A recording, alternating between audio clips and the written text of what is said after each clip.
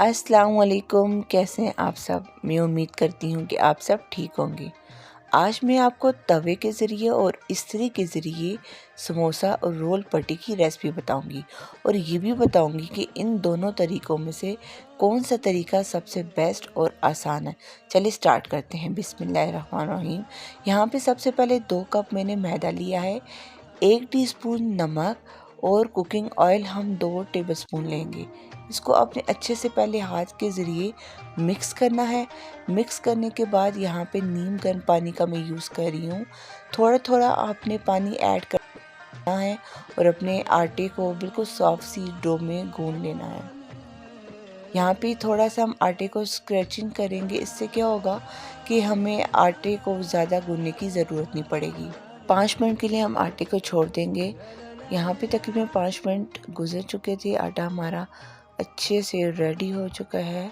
अब यहाँ पे हम घी यूज़ करेंगे। आप कोई भी घी यूज़ कर सकते हैं। इसको हम मेल्ट कर लेंगे। अब हम 2 टेबलस्पून मैदा ले लेंगे और इसको आपने इस घी के साथ अच्छे से मिक्स कर लेना है। अब यहाँ पे आप देख सकते हैं ये अच्छे से मिक्स हो गया। अब यहाँ पे हम अगेन आटा लेंगे और उसको आप किसी भी फ्लोर पे जो है डाल के उसको बिल्कुल एक स्टिक की तरह कर लेना है। ऐसा करने से क्या होगा कि हम इसके छोटे छोटे छोटे जो है वो बॉल से बना लेंगे और इन बॉल्स को हमने 2 हिस्सों में डिवाइड करना है। एक हिस्से में हम तवे पे बनाएंगे रोल पट्टीज और दूसरे में हम इस्त्री के ज़रिए बनाएंगे। तकरीबन 7 से 8 मैंने जो है वो इस्त्री के लिए बॉल रखे हैं। जैसे हम रेगुलर घर में रोटी बनाने के लिए बेलते हैं, ऐसे ही आपने छोटे छोटे जो है वो रोटियों को बेल लेना है। बहुत बारीक नहीं बेलना, बिल्कुल नॉर्मल से आपने रखना है। अब यहाँ पे जो हमने लही सी बनाई थी मैदे और ऑयल की वो हम डालेंगे। उसके बाद इसके ऊपर आपने मैदे को डस्ट करना है। अगेन आपने दूसरा इसके ऊपर रोटी रख लेनी है। ऐसे ही करते हुए आपने सारी 7 से 8 रोटियों की लेयर लगानी है। लेयर लगाने के बाद आपने इसको बिल्कुल जैसे आपको मैं बता रही हूँ ऐसे ही पतला सा बेल लेना है। यहाँ पे मैं बटर पेपर यूज़ कर रही हूँ क्योंकि अगर आप ये काम इस्त्री पे कर रहे हैं तो बटर पेपर यूज़ करना ज़रूरी है। पहले हम एक साइड करेंगे फिर दूसरी साइड। यहाँ पे मैं आपको इस्त्री की वॉल्यूम बता रही हूँ, वो तकरीबन आपने बहुत ही स्लो यानी 3 तक करना है, ठीक है। अब दोनों साइड पे करने के बाद अब इसको आप देखें माशाल्लाह कितनी बहुत ही पतली सी हमारे पास रोल पट्टीज जो है वो बन के रेडी हो चुकी है।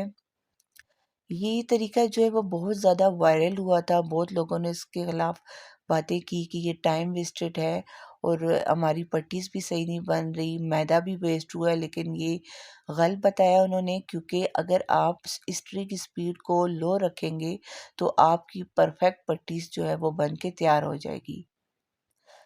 एंड में मैं आपको बताऊंगी कि रोल पट्टी बनाने का जो है बेस्ट तरीका इस्त्री के ज़रिए मुझे आसान लगा या तवे पे। यहाँ पे आप देख सकते हैं कि अब इसकी हम कटिंग कर लेंगे। यहाँ पे मैंने रोल की कटिंग की है। अब इसी को अगर आप चाहो तो पट्टीज़ को दूसरी तरीके से समोसे की पट्टीज़ में भी आप कटिंग कर सकते हैं।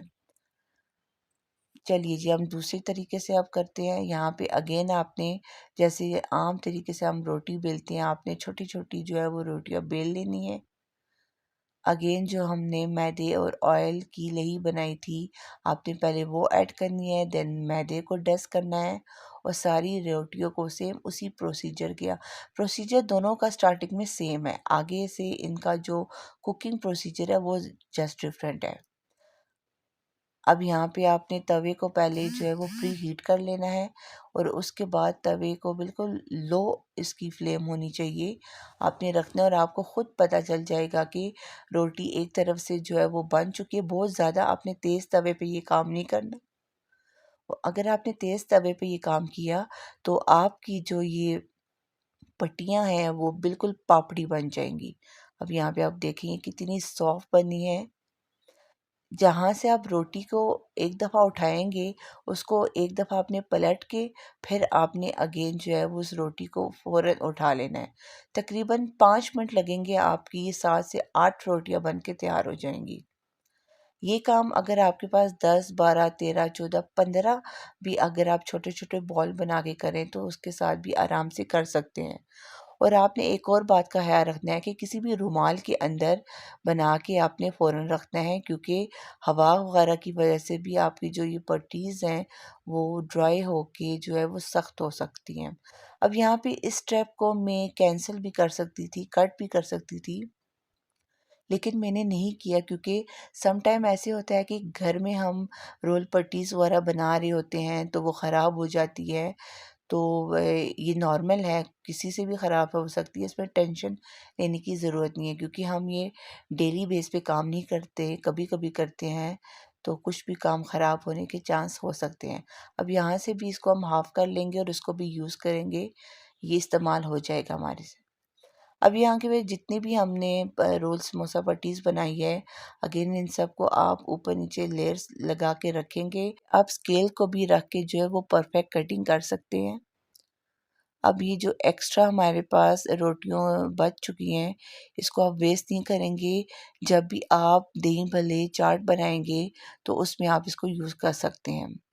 अब इसी तरह आपने चारों कॉर्नर को इक्वल काट लेना है और देखिए माशाल्लाह कितने मज़े की हमारी रोल पट्टीज़ बन के तैयार हो चुकी है। इसी को अगर आप हाफ़ में कट करेंगे, तो ये आपके पास समोसा पट्टीज़ भी बन जाएँगी। अब ये जो लास्ट में ख़राब हुआ था, इसी को हम हाफ़ कर लेंगे और ये समोसे में हमारे पास ये पट्टी यूज़ हो जाएगी। लीजिए जी, कितनी आसानी से और कितनी ढेर सारी हमने रोल पट्टी बना ली है।